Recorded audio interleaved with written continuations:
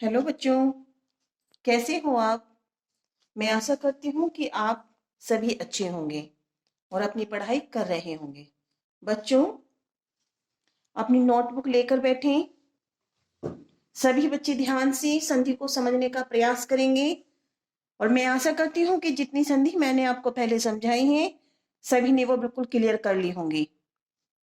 बच्चों, जब तक आप संधि को स्टेप बाय स्टेप नहीं समझते जाओगे तब तक वो आपको लर्न भी नहीं होंगी और ना ही आप उसको कर पाओगे। तो बच्चों, हमने सबसे फर्स्ट वीडियो में मैंने आपको बताया था कि संधि के कितने भेद होते हैं। ठीक है, कितने भेद होते हैं बच्चों? 3 भेद होते हैं, स्वर संधि, व्यंजन संधि और विसर्ग संधि, जिसमें से बच्चों हमारे 2 टॉपिक बिल्कुल क्लियर हो चुके हैं, स्वर संधि, व्यंजन संधि। अब जो हमारा थर्ड टॉपिक है विसर्ग संधि। विसर्ग संधि में मैंने आपको बताया है बच्चों कि विसर्ग संधि में हमारे जो प्रमुख भेद हैं वो 3 हैं। कौन कौन से हैं बच्चों? सत्व संधि, रुत्व संधि और उत्व संधि। तो जिसमें से हमारे बच्चों सत्व संधि हो चुकी है और मैं आशा करती हूँ वो सबको बहुत अच्छे से समझ में आ गई होगी। और जिसने वो वीडियो नहीं देखी है पहले वो वीडियो देख ले, फिर अगली वाली हमारी सेकंड वाली जो है रुत्व संधि, इसको समझेंगे। तो बच्चों, रुत्व संधि में सबसे पहले आप सूत्र नोट कर लेंगे सभी बच्चे।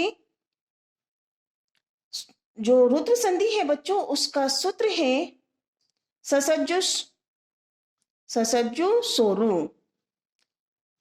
बच्चों, इस सूत्र का अर्थ क्या है? यदि पद के अंत में, कौन सा पद है बच्चों? प्रथम पद। ठीक है, यदि प्रथम पद के अंत में विसर्ग का से हो, यानी बच्चों वहां पे विसर्ग ना हो, उसकी जगह पर से हो, तो से के स्थान पर रू हो जाता है। क्या हो जाता है बच्चों? रू। ध्यान रखेंगे। और इस रू के ऊ का लोप हो जाता है और केवल हमारा रे शेष बच जाता है। ठीक है बच्चों, ध्यान से समझेंगे। अब देखें नियम नंबर 1 क्या कहता है। देखो, यदा जैसे मुनीष प्लस ईव, मैं आपको करके दिखा रही हूं बच्चों, ध्यान से समझ लेंगे उस चीज को। जो हमारा फर्स्ट शब्द है वो है बच्चों मुनीस। क्या है बच्चों? मुनीस। यहाँ पे विसर्ग नहीं है, ये ध्यान रखेंगे, विसर्ग की जगह पर से है। प्लस ईव, हमें इन 2 शब्दों में बच्चों कौन सी विसर्ग संधि करनी है, क्योंकि यहाँ पे विसर्ग की जगह पर से आया हुआ है, ये ध्यान रखेंगे। तो बच्चों हमें देखिए क्या होना है से का बच्चों? रू। क्या होना है? रू। और रू के ऊ का लोप होकर के हमारा रे रह जाता है। तो जब हम संधि करेंगे तो किस प्रकार से करेंगे बच्चों? मैं यहाँ पे नहीं लिख रही हूँ, ध्यान से लिखेंगे। यहाँ से मैं शुरू कर रही हूँ इसको, कि हम यहाँ से स्टेप बाय स्टेप उसको अच्छे से समझ लेंगे। देखिए, सबसे पहले हमने प्रथम शब्द का लिखा बच्चों मुनि, और इस से का क्या बनना है बच्चों? रू। तो वो हम वहां पर लिख लेंगे। लिख लिया। ये फर्स्ट स्टेप हमें करना है प्लस एव। ठीक है, अब इसके आगे क्या करना है बच्चों? ये आप समझ लीजिए कि ये हमारा फर्स्ट वर्ड स्टेप है जिसमें हमने से की जगह क्या लिखा है? रू प्लस एव। से की जगह हमने रू लिख दिया है। अब देखिए बच्चों,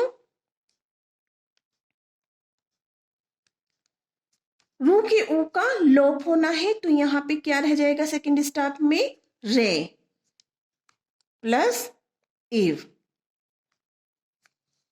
ये हमारे 2 स्टेप हो गए हैं बच्चों। सबसे पहले हमने से की जगह रू किया है, दूसरे शब्द को हमने वैसे ही उतारा है। फिर सेकंड वाले स्टेप में जो रू का ऊ है उसको लुप्त किया है, उसका लोप हो गया है, और हमने दूसरे शब्द को ऐसे ही उतारा है। अब देखिए बच्चे, यहाँ पे ये ध्यान रखना है, जब रे के बाद हमारा क्या आता है? कोई स्वर आता है। ठीक है, तो वो जब हम आधा जो वर्ण होता है उसमें कोई स्वर को मिलाते हैं तो वो पूर्ण वर्ण हो जाता है।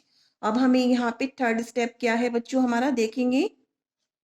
पहले शब्द का हमने मुनि ऐसे लिखा, और ये रे और ई, तो जो ये रे है, रे में ई छोटी ई है, तो हमने छोटी की मात्रा उसमें लगा दी, तो ये हमारा क्या होगा, ये हमने उसमें स्वर की मात्रा लगा दी है, और ये हमारा बन गया वे, हमने उसको सेकंड शब्द के लिख दिया है। तो ये क्या बना बच्चों, मुनि रिव। क्लियर दिखाई दे रहा है बच्चों सभी को? ठीक है, मैं आशा करती हूँ कि आपको ये समझ में आ गया होगा। अब देखिए बच्चों, हम सेकंड शब्द देख लेते हैं। ये हमारा फर्स्ट शब्द था। सेकंड शब्द है बच्चों कविस प्लस अयम।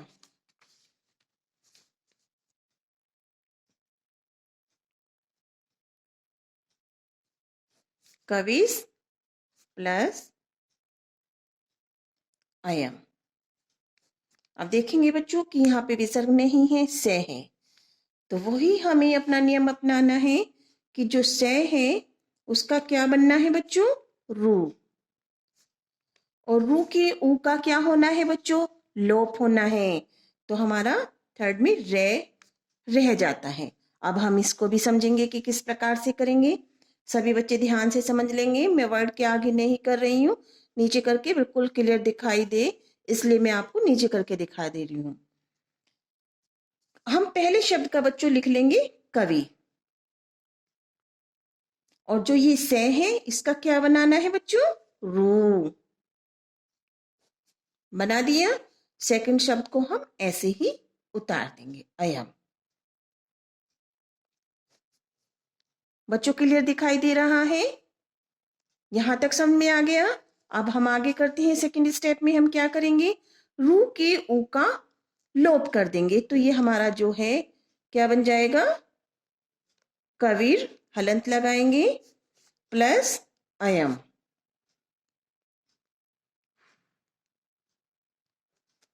ये हो गया हमारा। अब इससे आगे क्या बनेगा बच्चों, ये जो रे है और इसके बाद स्वर आ रहा है ए, के, वी, कवि हमने लिखा। अब बच्चों ये ए और रे दो, ये स्वर उसमें मिल जाएगा, और जो ये रे बनेगा हम उसे रे ये के ऊपर लगा देंगे, कविरियम। ये हमारा रुद्र संधि का फर्स्ट नियम है। तो बच्चों मैं आशा करती हूँ ये नियम, फर्स्ट नियम आपको अच्छे से समझ में आ गया होगा। अब बच्चों हम नियम नंबर सेकंड देख लेते हैं कि ऋतु संधि का नियम नंबर सेकंड क्या कहता है। एक मिनट बच्चों, मैं देख रही हूँ कि आपको क्लियर दिखाई दे रहा है। वेरी गुड बच्चों, चलिए नियम नंबर 2 क्या कहता है बच्चों, यदि ए या आ को छोड़कर किसी अन्य स्वर के बाद,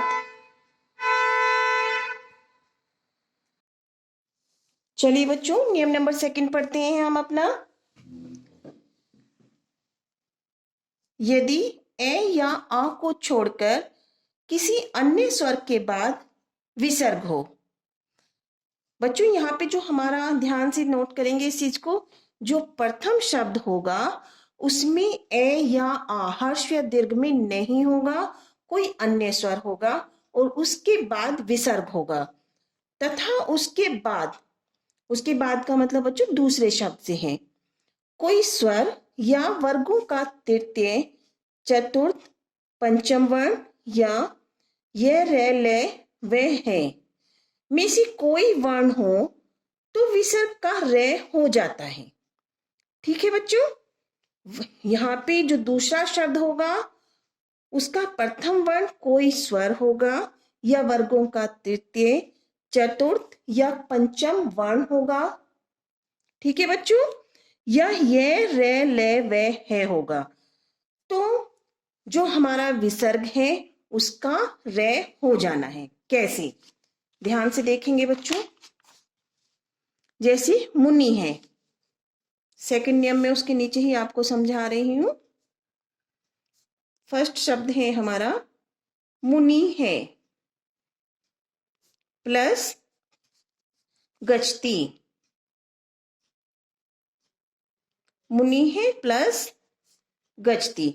अब देखिए बच्चों, सबसे पहले हम यहां देखेंगे जो हमारा प्रथम शब्द है उसका अंतिम वर्ण क्या है? ई। यहाँ पे देखिए, हर्ष या दीर्घ ए या आह नहीं है, और ये जो विसर्ग है उससे पहले कोई हमारा अन्य स्वर आ रहा है, ये ध्यान रखेंगे। ठीक है, बाद में हमारा जो है दूसरा शब्द है, उसका प्रथम वर्ण क्या है बच्चों? गे। तो गे हमारा क्या है? कै वर्ग का तृतीय वर्ण। जैसा हमने अभी ऊपर पढ़ा है कि वर्गों का तृतीय, चतुर्थ या पंचम वर्ण या कोई स्वर या ये रे ले वे है।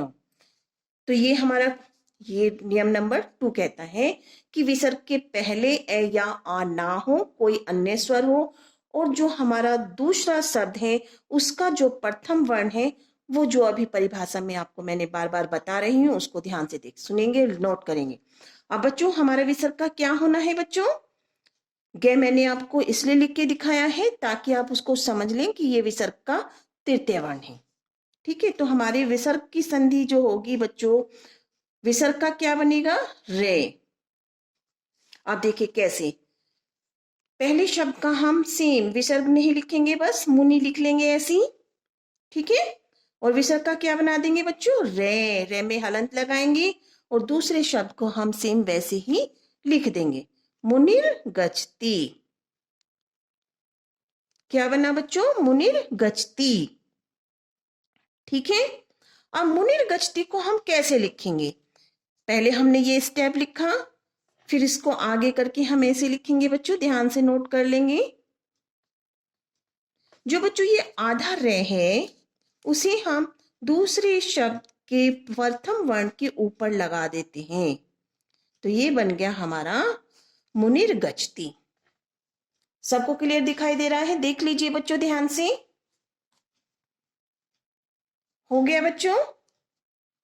ठीक है, अब दूसरा शब्द करेंगे हम, हरे प्लस जन्म। दूसरा शब्द है बच्चों हमारा हरे। हरे के बाद विसर्ग है प्लस जन्म। ठीक है, अब इसमें आप संधि करेंगे, यहां पे भी ध्यान से देखेंगे बच्चों, विसर्ग से पहले क्या है हमारा? ए। ठीक है, और बाद में क्या है? जय। जय हमारा क्या है? च वर्ग का तृतीय वर्ण है। ठीक है बच्चों, तो अब हम इसे कैसे करेंगे? बहुत अच्छे हैं, आप खुद भी करके देखेंगे और फिर जब मैं आपको बताऊंगी तो मैच करेंगे कि हमारा वर्ड जो है वो सही बना है या उसमें कोई मिस्टेक हुई है। देखिए, हमने हरे को ऐसे लिखा, विसर्ग की जगह हम क्या बनाएंगे? रे, और दूसरे शब्द को हम सेम वैसे ही उतार देंगे, हरेर जन्म। अब हम इसको कैसे करेंगे? फिर जो मैंने आपको ऊपर बताया था कि हमें उसको कैसे लिखना है बच्चों, प्रथम शब्द को वैसे ही लिखा, और जो ये रे है जिसमें हलंत लगा हुआ है, वो जो हमारा दूसरा शब्द का प्रथम वर्ण है उसके ऊपर हम उस रे को लगा देंगे, और जो हमारा शब्द है उसकी संधि बिल्कुल सही हो जाती है, हरेर जन। तो ये हमारा हरेर जन हो गया है बच्चों। ठीक है, तो बच्चों आपको रुत्व संधि अच्छे से समझ में आ गई है, दोनों नियम समझ में आ गए हो। कैमरे को पॉज कर लिया करो बेटा, कहीं पे कोई त्रुटि होती है तो उसे आप मुझे कमेंट बॉक्स में लिखकर बताएं। कोई वर्ड आपको समझ में नहीं आ रहा हो तो उसे भी मुझे बताएं, ताकि मैं आपको अगली वीडियो में उसे क्लियर करके बता सकूं। सभी बच्चों को रुत्व संधि अच्छे से समझ में आ गई होगी। अगर कोई दिक्कत है तो प्लीज कमेंट बॉक्स में लिखें। चलिए बच्चों, ये हमारी जो रुत्व संधि है वो कंप्लीट होती है। तो सभी बच्चे, जो मैं आपको वीडियो में आपको रुत्व संधि मैंने बहुत अच्छे से समझाई है, सबको समझ में आ जाएगी। तो आप प्लीज चैनल को लाइक करें और सब्सक्राइब करें। थैंक यू बेटा।